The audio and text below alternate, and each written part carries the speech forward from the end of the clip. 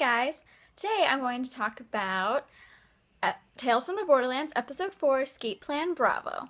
Tales from the Borderlands is quickly becoming my favorite Telltale game. Now I know, you all know that I'm obsessed with the Walking Dead game, and that will always hold a special place in my heart. But there's just something about Tales from the Borderlands I can't quite describe, which is just amazing. There's so much humor, like the humor is great, and all the opening credit scenes are incredible. Not just like the cinematography or whatever, but the songs that they pick. It's just great.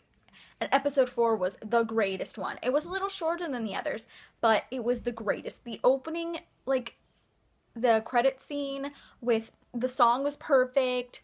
The slow motion walking, or the like, it was amazing.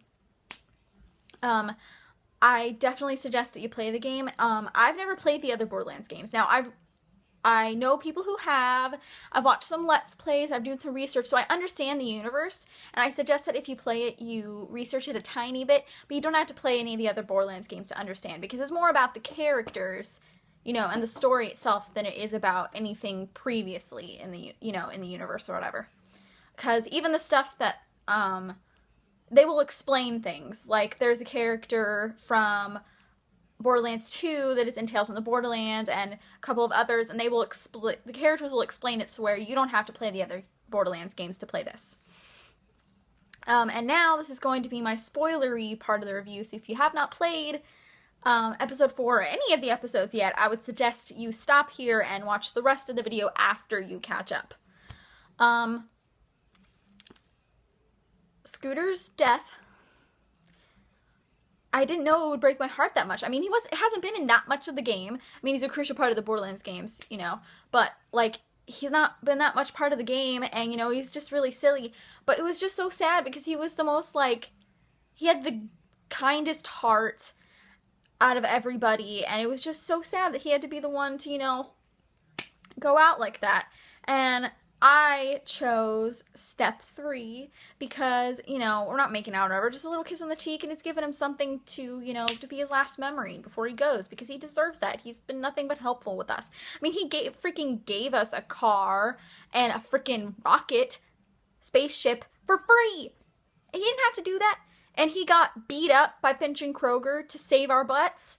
He didn't have to do that either. So he deserved a little smoochie as his last memory, And I loved Vasquez, or, Reese as Vasquez. That was really funny, and it was especially funny when you think about when the whole, like, voice changer thing stopped working, and you imagine Troy Baker playing Reese, who has to pretend that he's Vasquez. So it's Troy Baker pretending to be the voice actor who does Vasquez, which I can't remember his name right now, but he's very famous. That's just funny. Like, Troy Baker has to do an impression of the other voice actor, and it's just so funny. And then, of course, Gortys has the most adorable lines ever, and I swear if anything bad happens to her, I will revolt. Like, my favorite is, at least we're all doomed together! Yay! Like, she's just so happy and optimistic about everything. She loves everyone. She even likes, oh, I can't remember his name anymore. The name is slipping my mind. The blonde guy who's also a villain. August. Yes. She even likes him. She loves everybody, and she has a kind heart, and I love her to death. And if you pick when you're Vasquez, like, when you're pretending to be Vasquez, you say stupid robot, and she's all, you're just pretending to be mean, and Reese is all, what was it? Why is my heart breaking right now? It's just like everyone understands that, like, she's so cute and adorable and you don't want to hurt her. And the whole plan was great. Like, I love how they always have these really elaborate plans and then they go wrong. Like, I just think it's so funny because that's how it is in real life. People have elaborate plans and it goes wrong. And I just love it. I mean, I have hope that it'll be a good ending, but you never know. And then the final decision. My playthrough, while I tolerate Jack and I think he's funny, and obviously, he's not I've never thought he was a completely bad person, because, his life has led him to some terrible things happening to him, and, I mean, yes, he's a psychopath, but he's not, no one, and I really don't think there's anyone who's all bad. Anyways, in my playthrough, I have him trust Fiona and trust his friends, because the Reese that I like, and the Reese that I think has especially developed in the last 4 episodes, has become less Hyperion, in the sense of becoming more kind-hearted and more trusting of others, and he's gained a real circle of friends.